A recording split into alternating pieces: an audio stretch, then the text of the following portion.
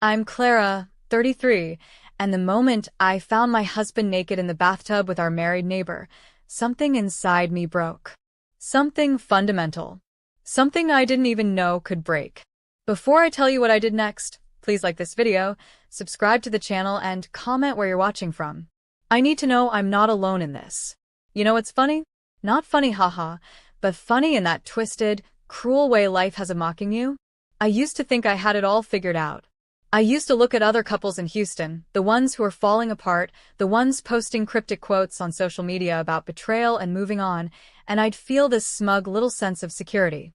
That's not us, I'd think. David and I were solid. We're different. We communicate. We love each other. God, I was so stupid. Let me take you back to the beginning, to before everything shattered. David and I met 7 years ago at a marketing conference in downtown Houston.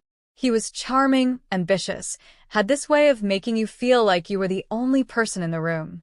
We got married 3 years later in a small ceremony at Hermon Park.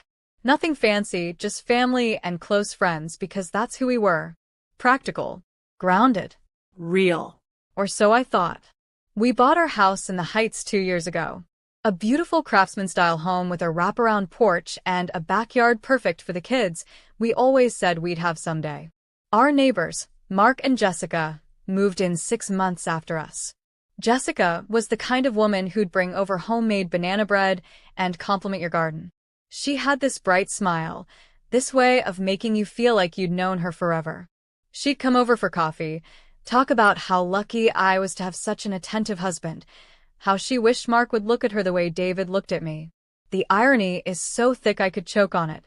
About 4 months ago, things started changing. Small things at first. David started working later, said his firm was pushing for a big campaign launch. He'd come home tired, distracted, scrolling through his phone with this little smile I didn't recognize. When I'd ask what was funny, he'd say, "Nothing, just work stuff," and kiss my forehead like I was a child he needed to pacify. Jessica started dropping by more often. Always when David was home. Always with some excuse, borrowing sugar, asking about lawn care, wanting to know if we'd heard about the new restaurant on 19th Street. She'd linger, laugh at David's jokes a little too hard, touch his arm when she talked. I noticed. Of course I noticed. But I pushed it down because I trusted him. Because I'm an idiot who thought love meant something. The signs were everywhere, and I ignored every single one. David started going to the gym more. Started wearing cologne on random Tuesday afternoons. Started doing laundry himself, which he'd never done in our entire marriage. When I asked if something was going on, he'd get defensive, say I was being paranoid, that I needed to trust him more. So I did. I swallowed my intuition and I trusted him, because that's what you're supposed to do, right? That's what all the relationship experts say. Trust is the foundation of marriage. Well, my foundation was built on lies, and it was about to crumble completely. It was a Thursday, November 2nd. I remember because it was the day after my mother's birthday, and I'd spent the morning on the phone with her, listening to her talk about getting older, about how grateful she was for my father's loyalty after 43 years of marriage. The irony wasn't lost on me, even then. I had a lunch meeting scheduled with a client at a restaurant in Midtown, but she called to reschedule 30 minutes before we were supposed to meet. Some emergency, with her daughter's school. So instead of sitting through a 2-hour lunch discussion about brand strategy, I found myself driving home at noon on a Thursday, thinking I'd surprise David. Maybe we could have lunch together. Surprise. The moment I pulled into our driveway, something felt off. Jessica's car was parked on the street, which wasn't unusual. She worked from home, did something with graphic design. But there was something about the way the house looked, sitting there in the midday sun, quiet and still, that made my stomach tighten. I walked up to the front door, put my key in the lock, turned it slowly. The house smelled different. Lavender. Not my lavender lotion or the lavender soap I kept in the guest bathroom. This was heavier, sweeter. Jessica's favorite scent. She'd mentioned it a dozen times, how lavender calmed her anxiety, how she burned lavender candles every night before bed. My hands were already shaking. I stepped inside, closed the door behind me without making a sound. The living room was empty, but I saw them immediately. 2 wine glasses on the coffee table, both with lipstick marks on the rim. One was my shade, the burgundy I'd worn that morning. The other was pink, bright and cheerful. Jessica's color. The glasses were still half full, condensation beading on the outside. They were fresh, recent. I stood there staring at those glasses, feeling my heart hammer against my ribs, so hard I thought it might crack through my chest. Part of me wanted to turn around, walk out, get back in my car, and pretend I'd never come home. But I couldn't move. I couldn't breathe. Then I heard it. Laughter. Splashing water. Coming from upstairs. From my bathroom. While I stood there staring at the locked door, realizing my marriage was a lie, I honestly don't know what hurts more, betrayal or silence. The betrayal of someone you gave everything to, or the silence you kept when your gut was screaming at you to pay attention. But if you haven't subscribed yet, tell me in the comments why. It takes one click, and it helps this channel more than you know.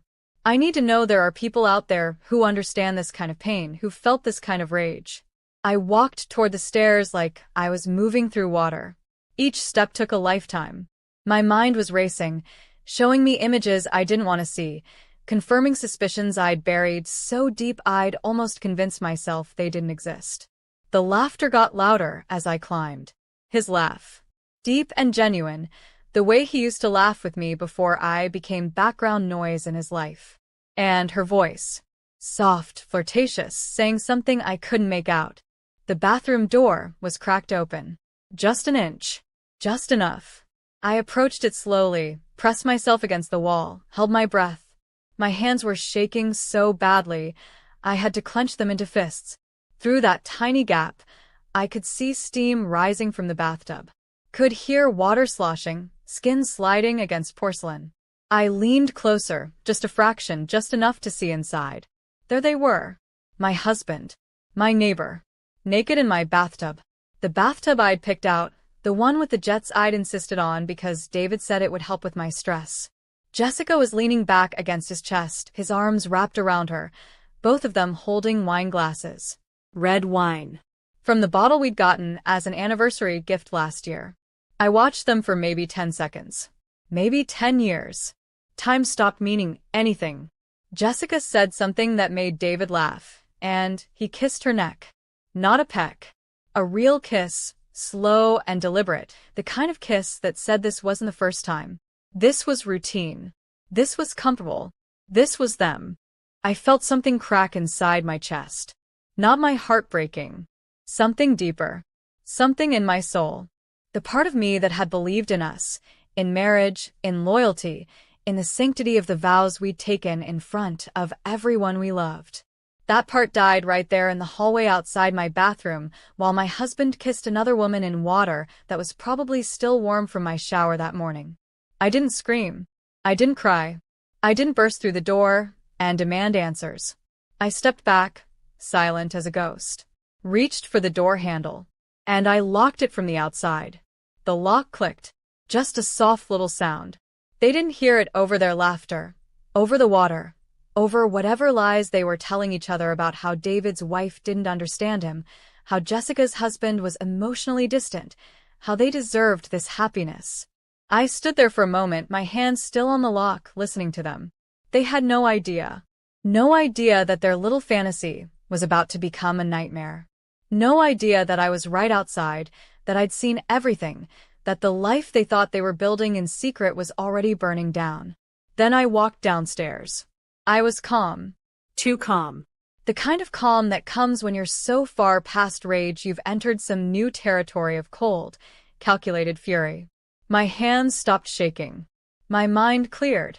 For the first time in months, maybe years, I knew exactly what I needed to do. I went to the coffee table, picked up my phone, and started taking pictures. The wine glasses. The lipstick marks. The bottle of wine. I opened the Notes app on my phone and started documenting everything. The time I'd arrived home. The car in the driveway. The sounds I'd heard. I was building a case like a lawyer, collecting evidence like a detective, because somewhere in the back of my mind I knew I'd need this. For the divorce. For the confrontation. For myself. Then I remembered David's tablet. He'd stopped using it months ago, said his phone was easier. But he'd never cleared it, never logged out of his accounts. I found it in the office, plugged in and charging where it had been for weeks. I turned it on with shaking fingers. And there it was. Everything. Months of messages between David and Jessica. Starting innocent, talking about the neighborhood, the weather, recommending shows on Netflix. Then getting flirtier. Him complaining about me, about how I was always stressed about work, how we barely had sex anymore. Her sympathizing, saying Mark was the same way, how they'd grown apart. The messages getting more explicit. Planning meetups. Talking about the things they did together. If I had ignored my intuition like I ignored those red flags, I would still be living in a lie. I'd be making dinner tonight for a man who was betraying me, smiling at a neighbor who was sleeping with my husband, playing the role of the happy wife while they laughed about me behind my back. Don't ignore this moment either. Hit the subscribe button. Or tell me your reason for not subscribing. I'm honestly curious. Because I need to believe that people care about the truth, about what happens when trust gets shattered into a million pieces. I took screenshots of everything. Every message.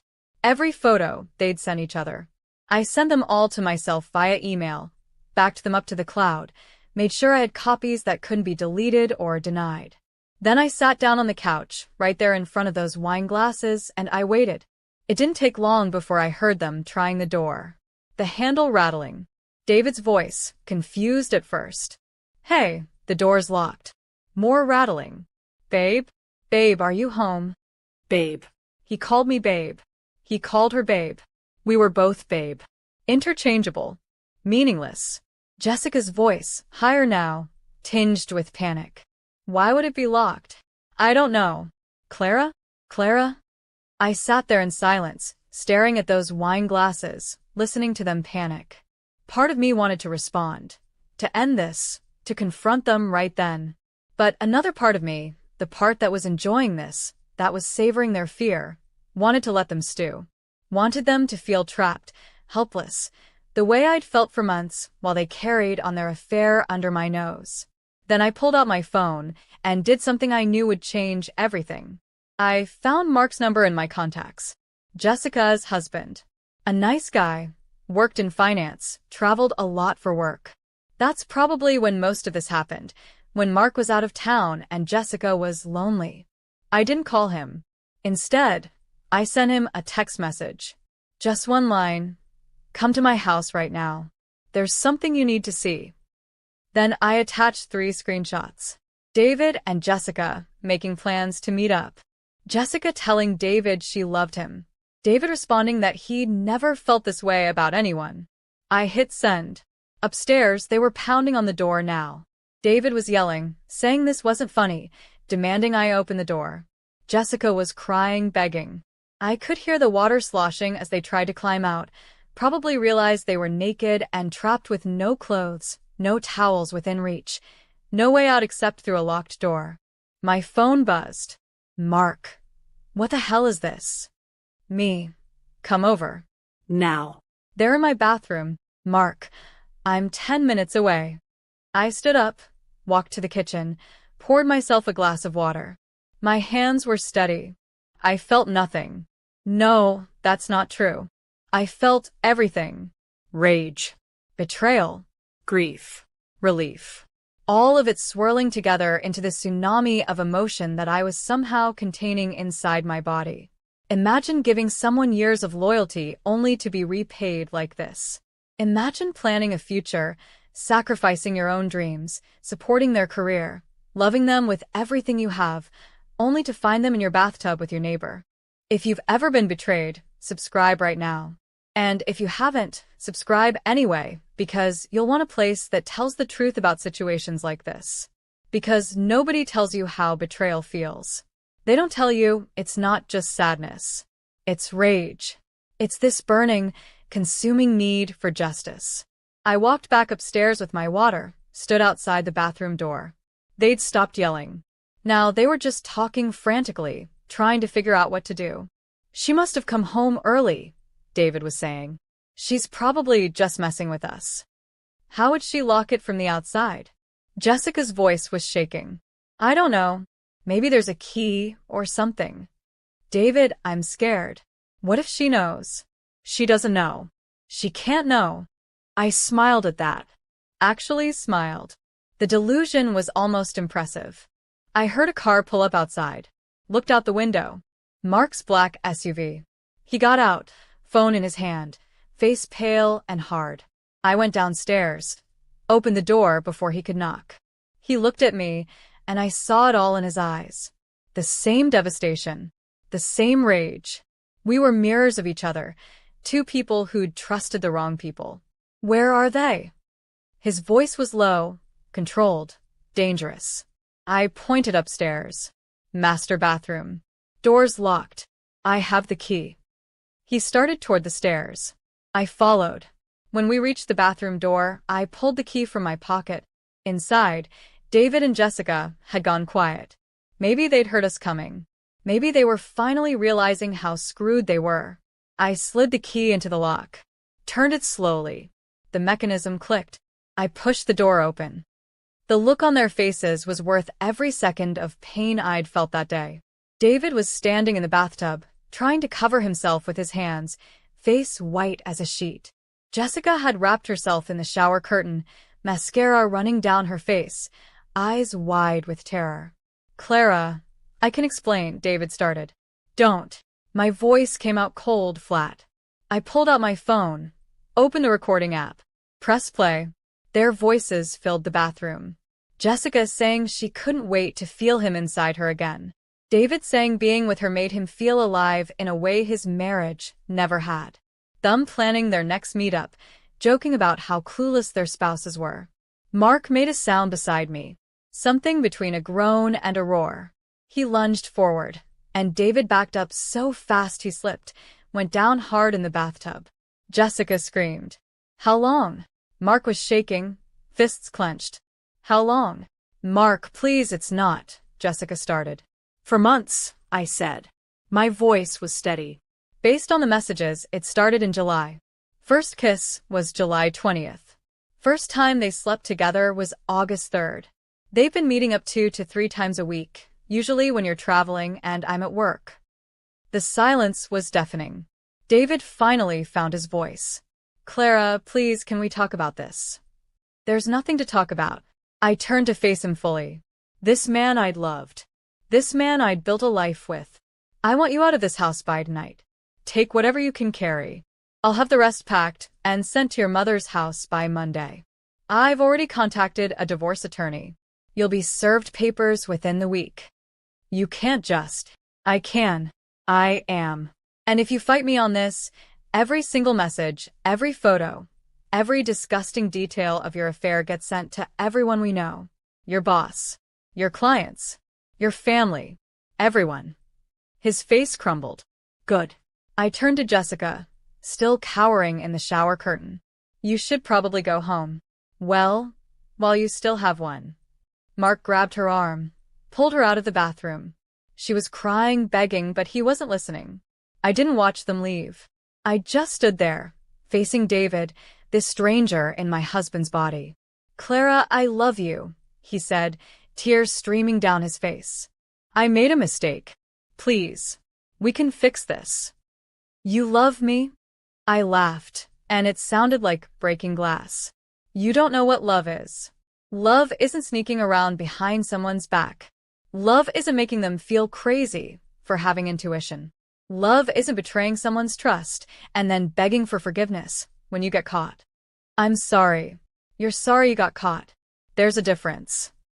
I walked out of the bathroom, left him standing there naked and pathetic in our bathtub. I went to our bedroom, pulled out a suitcase, started throwing his clothes into it. He came in a few minutes later, wearing a towel, trying to touch me, trying to make me look at him. Don't touch me, I said. Don't ever touch me again. He packed in silence while I watched, making sure he didn't take anything that was mine. When he was done, when he was standing there with 2 suitcases and tears on his face, he tried one more time. This isn't over. Yes, I said. It is. I filed for divorce the following Monday. Went to the best attorney in Houston, laid out everything I had, the messages, the recordings, the photographic evidence. She smiled, said it was one of the most well-documented cases she'd ever seen. Said David wouldn't stand a chance. He tried to contest it at first, tried to claim I'd violated his privacy, that the evidence was inadmissible. But Texas is a no-fault state, and adultery still means something in asset division. His attorney advised him to settle. He did. I got the house, most of the savings, and my freedom. Jessica and Mark's marriage didn't survive either. He filed 2 weeks after I did. Last I heard, she moved back to Dallas to live with her parents. David got an apartment in Montrose, started dating someone new within a month. That's how I know he never loved me. You don't replace love that quickly. You can only replace convenience. The divorce was finalized 3 months ago. I'm still in the house. Some people asked why I'd want to stay, with all the memories, all the pain. But those memories aren't mine anymore. That pain belongs to the old Clara, the one who trusted too easily, who ignored her intuition, who thought love meant giving people the benefit of the doubt. The new Clara doesn't ignore red flags. The new Clara trusts herself. The new Clara knows that sometimes the worst thing that happens to you becomes the catalyst for the best thing you ever do for yourself. I'm not going to lie and say I'm completely healed. Some days I still feel that crack in my chest, that place where my belief in us used to live. Some days I drive past that restaurant where we had our first date, and I feel nothing but grief for the time I wasted. Some days I see couples holding hands on the street, and I wonder if any of them are real, or if everyone's just pretending. But most days I feel free. Free from walking on eggshells. Free from second-guessing myself. Free from loving someone who saw me as an obligation instead of a gift. The bathtub is gone, by the way. I had it removed the day after David moved out. Replaced it with a standing shower, glass and chrome, and completely new. Sometimes I stand under the water and remember that day, remember the rage and the pain and the cold satisfaction of watching everything fall apart. And I don't regret a single thing I did.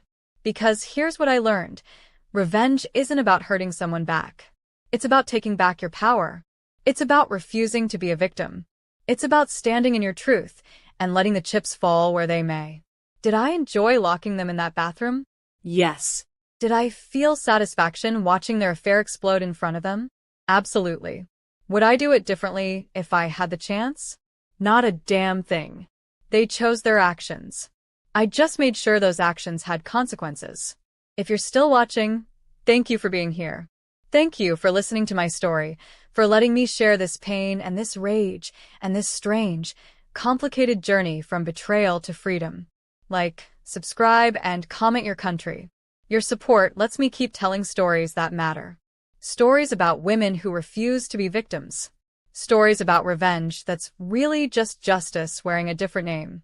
I'm Clara. I'm 33 years old. I'm divorced. And I've never been happier. This is Revenge Queens, where we don't just get mad. We get even.